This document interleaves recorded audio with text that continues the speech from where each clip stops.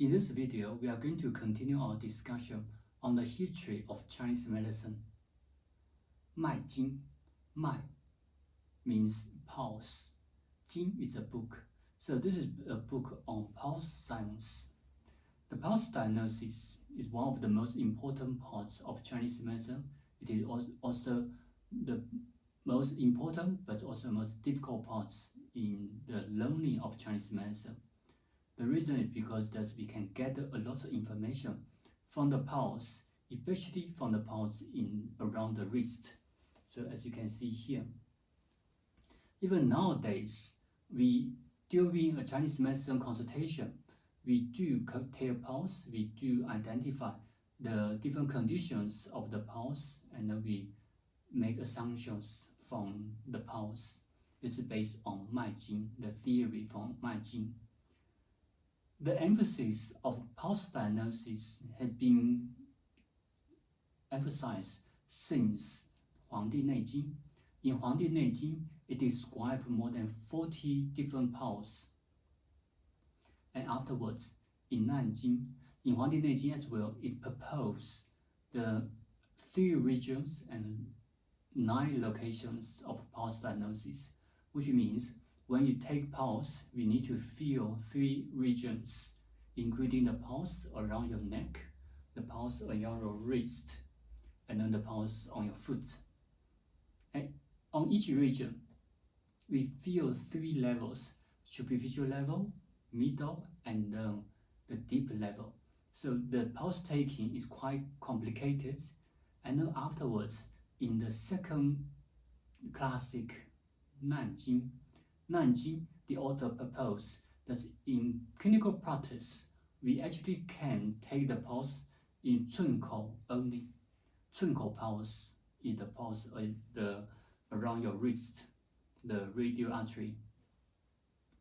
So from Huangdi Neijing to Nanjing, the authors, the practitioners, try to simplify the pulse diagnosis.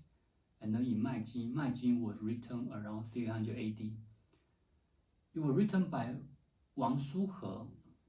This is one of the earliest, and this is actually the earliest monograph that we can see today on pulse diagnosis.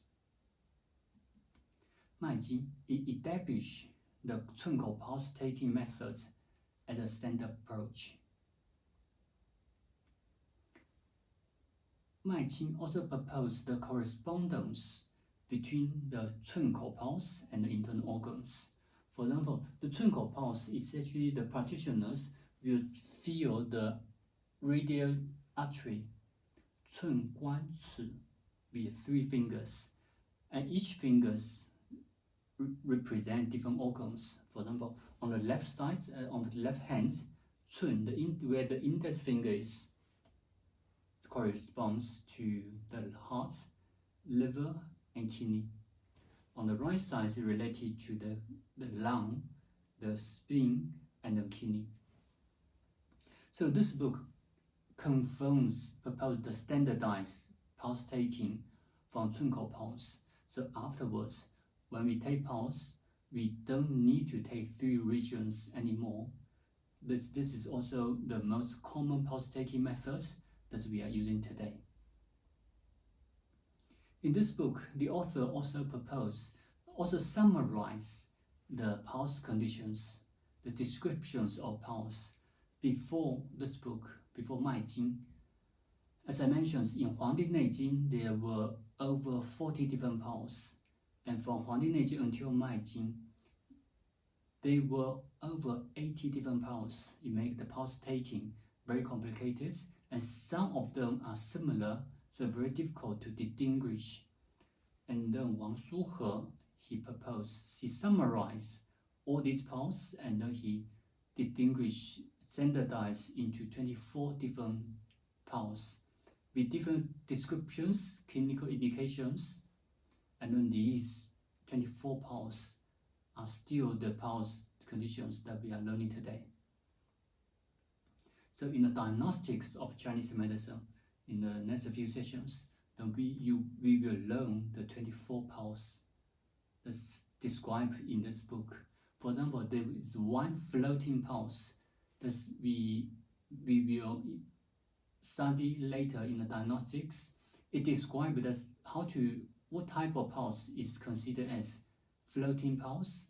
It says that when you feel the pulse, when you feel at the superficial level, you feel the pulse, but when you press more, you feel less. So this type of description was standardized in 300 AD in Maijing. Furthermore, Wang Shuhe also proposed the correspondence between the pulse condition and also clinical manifestations as well as treatments.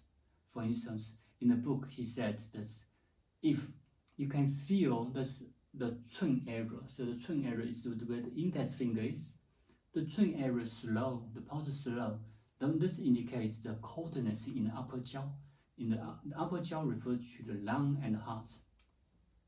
So in this condition, patient may suffer from chest pain. The patient may vomit sour saliva. And in this condition, you can prescribe fuzitang or ginger decoction. So this is also one of the earliest records on the relationship between the pulse condition and the clinical manifestation and the treatment. So he actually proposed the detailed description of the pulse and then the corresponding treatments. Maijing have significant influence in all over the world in around 800 AD, so early the 9th century. This book was introduced to Arabic, and then afterwards it was introduced to Iran, and later on this book was introduced to Europe. So Maijing is considered as the foundation of the pulse diagnosis. The next book we're going to introduce is 走后备急方. 走后备急方, if you still remember the first few slides, that this is not a new book. When we introduced the malaria from Dr. Tu Youyu, we mentioned this book that it described the treatments for malaria. So here in this session, we're going to discuss this book in detail. This book was written by Ge Hong.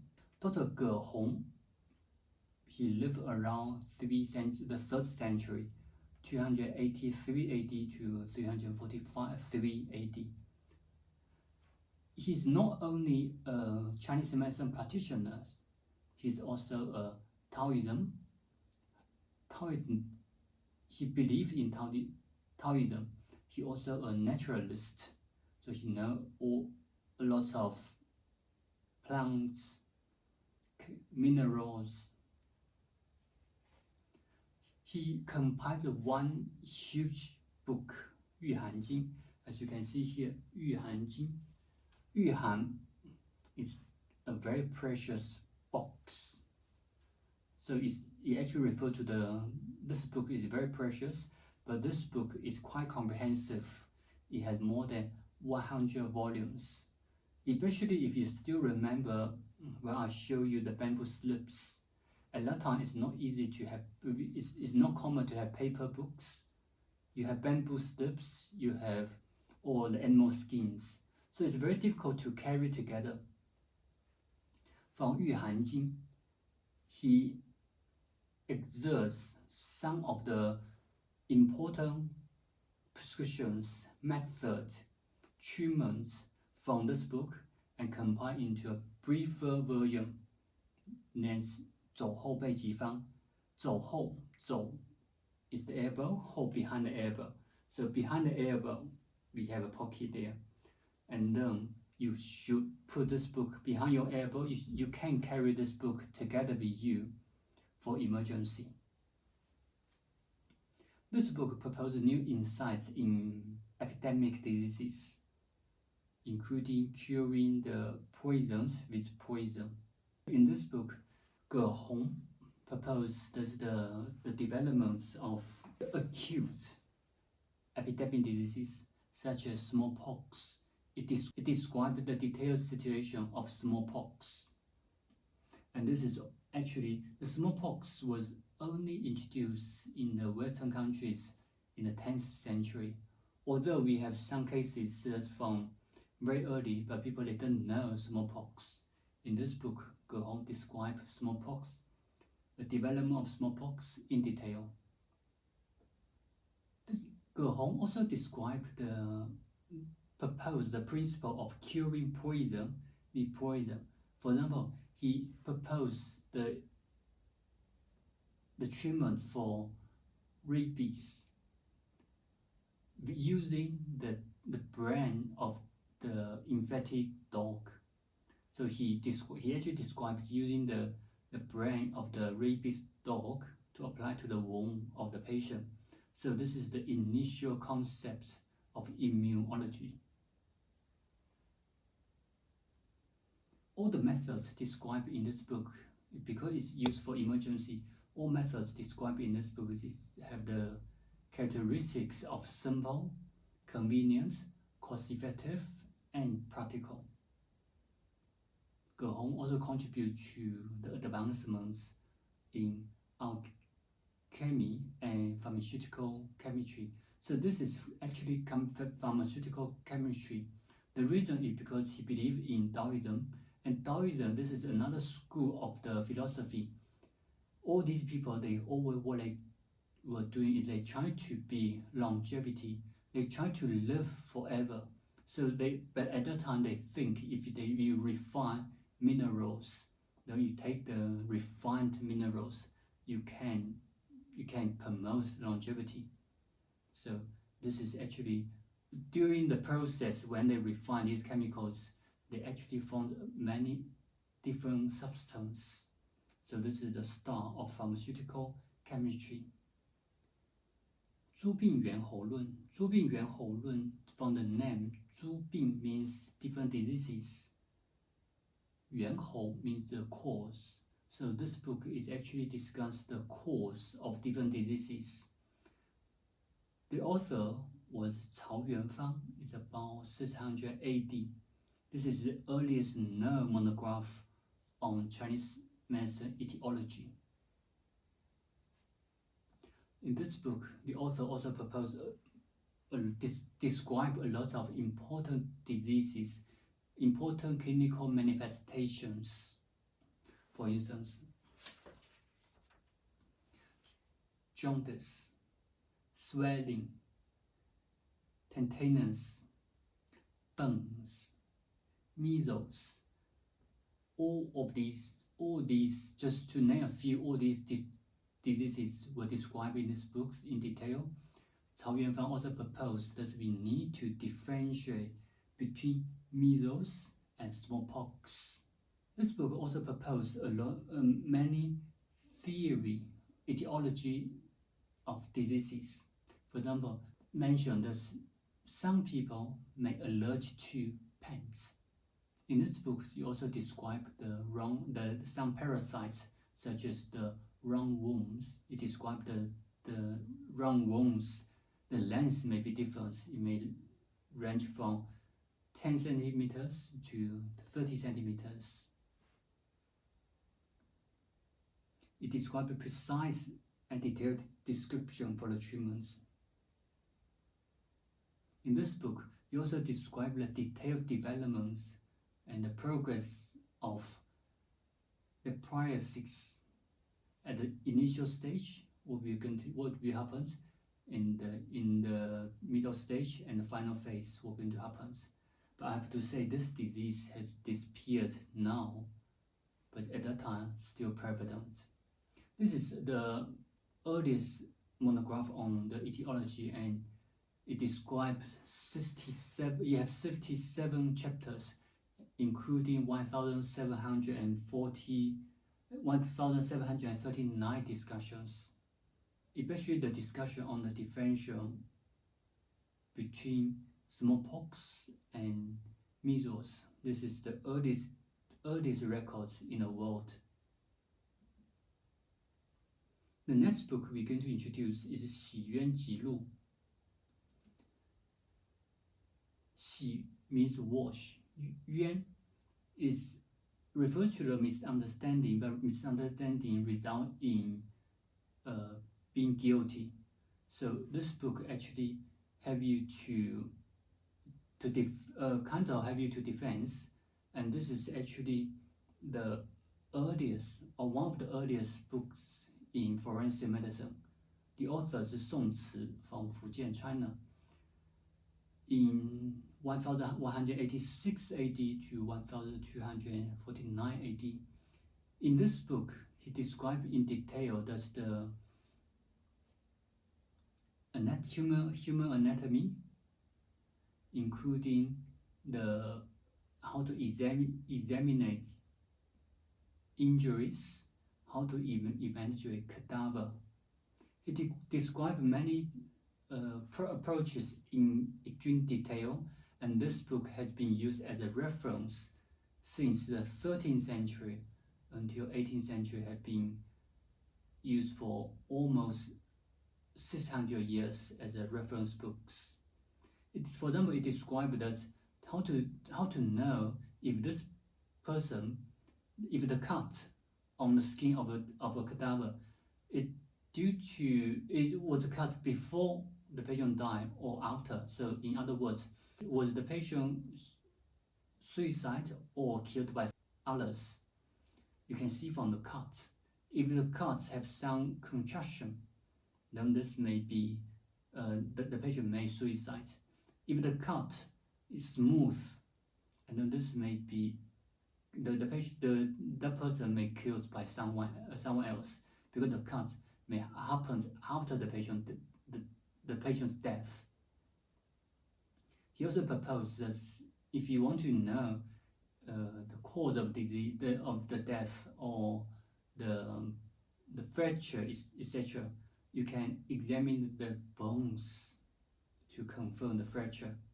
So all these he described in very details in this book. So this is also one of the earliest monograph on forensic medicine. The last person we're going to introduce in this session is Chen Yuan.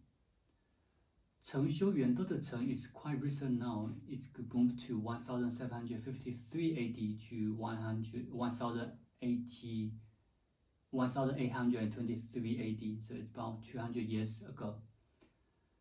The reason why we need to mention this doctor is he actually an educator. He's a renowned doctor, and he got good clinical skills, but his contribution is more on education. He's a scholar. He's a scholar in literature as well, so he can write very beautiful words. He's also from Fujian province. He summarized many books in a simple way. For example, there was this one. He wrote the books, the descriptions in 3 words. He wrote all those books into poetry, so it makes it very easy for us to memorize. Even if you study in China, if you study Chinese medicine in Chinese, then we actually memorize these books. For example, the history. The entire development from history from the ancient times until today.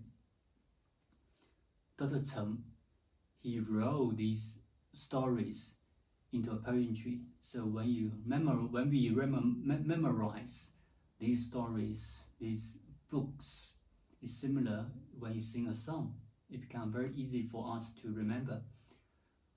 Not only the history, he wrote so many books that's on the discussion of Sanhan Lun, the discussion of different diseases, the discussion on 金匮要略.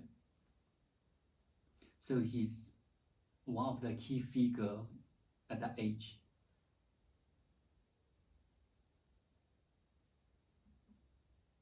In the next session, we're going to discuss the developments in various disciplines.